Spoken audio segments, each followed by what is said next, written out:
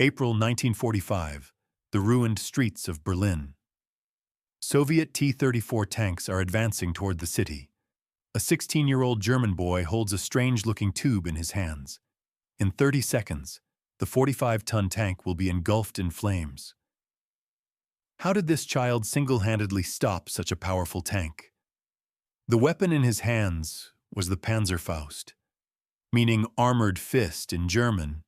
This was one of the most effective anti-tank weapons of World War II. But the Panzerfaust story isn't just about a weapon. It's about how the Germans tried to compensate for numerical disadvantage with technological superiority in the war's final years. In 1942, there was a major problem on German fronts. Allied tanks were becoming increasingly powerful.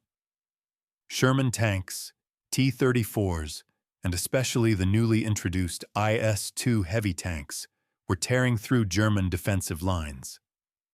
Traditional anti-tank weapons were either too heavy or inadequate. What the Wehrmacht needed was simple: an effective, cheap tank hunter that every soldier could carry. The Hassag Company team, led by Dr. Heinrich Langweiler, proposed a crazy idea. What if the tank-piercing weapon was single-use? What if the launch system was so simple it required no training? The first Panzerfaust prototype emerged in 1943, but this was just the beginning. The real revolution came with the Panzerfaust 60. This weapon's specifications were incredible: 6.1 kilograms weight, 60-meter effective range, and most importantly, 200mm tank armor penetration capability. But how was this possible? The secret lay in heat, high-explosive anti-tank technology. When the Panzerfaust's warhead exploded, it created a metal jet. This jet pierced tank armor like a knife cutting through butter. Armor thickness no longer mattered. What mattered was the jet's speed and density. But Panzerfaust's real genius lay in its design simplicity. The weapon consisted of two parts: warhead and launch tube.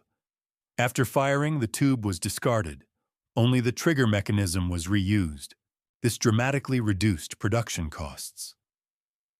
By late 1944, Panzerfaust production reached crazy numbers. More than 100,000 were produced monthly. Total production reached 6 million units, making it the most produced anti-tank weapon of the war. But numbers were only part of the story. The real story was written on battlefields. In Normandy, the Wehrmacht's 12th SS Panzer Division effectively used Panzerfausts against advancing Sherman tanks after D-Day. One report stated, "A single Panzerfaust shot completely disabled a 76mm armed Sherman." On the Eastern Front, the situation was even more dramatic. After Stalingrad, the Red Army's tank superiority was overwhelming.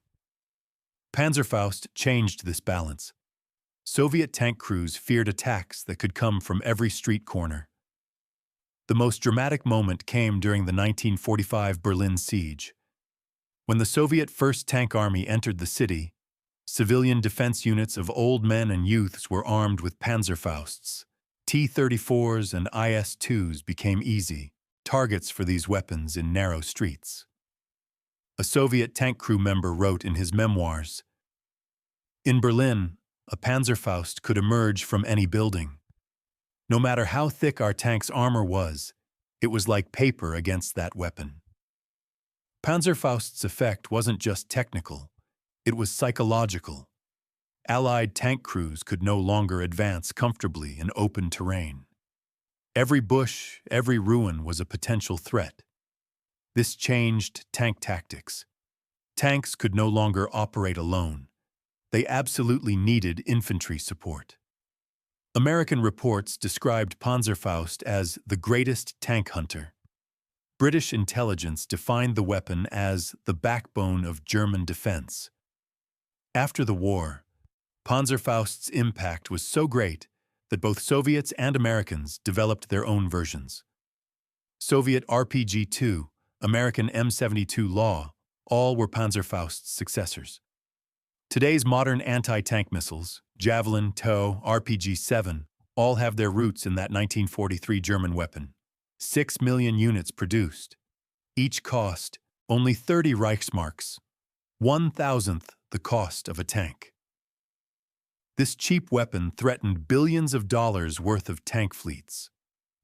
More than half of Allied tank losses in the war's final 2 years came from Panzerfausts. That 16-year-old boy in Berlin might not have known what the weapon in his hands meant. But that weapon had forever changed the balance of modern warfare. The tank was no longer king of the battlefield. Panzerfaust had dethroned it.